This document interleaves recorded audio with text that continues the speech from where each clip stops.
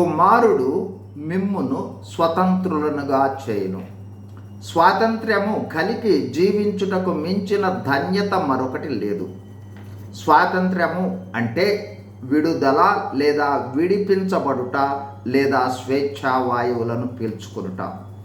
దేని నుండి విడుదల అంటే ఇతరుల లేదా పరాయి వారి అధికారము లేదా ఆధిపత్యము నుండి లేదా వారి దాసత్వము నుండి విడిపించబడుట, స్వేచ్ఛా వాయువులు పీల్చుకుంటూ జీవించుట.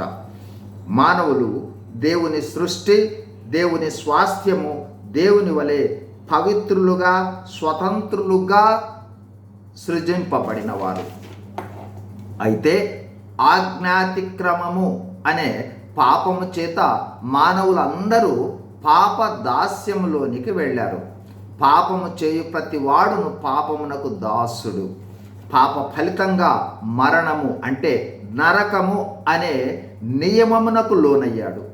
ఈ నియమము నుండి విడుదల పొందుటకు మానవులు చేసిన ప్రయత్నాలు అనేకము.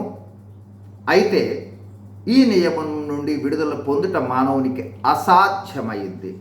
ఈ పాప మరణ నియమానికి లోనయ్యి పాప దాసత్వములో ఉన్న మానవుల విడుదల విమోచనం కోసం దేవుడు యేసు ప్రభువును ఈ లోకంలోనికి పంపించాడు. యేసు ప్రభువు సమస్త మానవాళి పాప ప్రాయశ్చిత్తమై పాప అధికారము నుండి విడుదల చేయటం కోసం తన ప్రాణమును అర్పించి విడుదల కార్యము లేదా విమోచన కార్యము జరిగించాడు.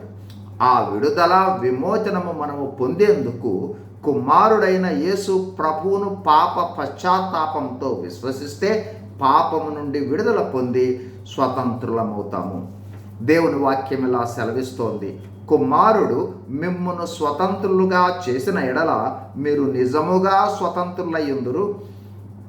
కావున మనము యేసు ప్రభువును విశ్వసించి పాప క్షమాపణ పొందుట ద్వారా దేవుని ఆత్మ మనలోనికి వస్తుంది.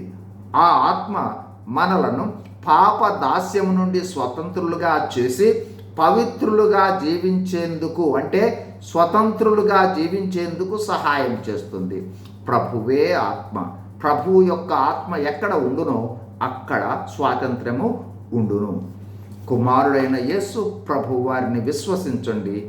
పాపదాస్యము నుండి స్వాతంత్రం పొంది పవిత్రులుగా జీవించండి. God bless you. Thank you.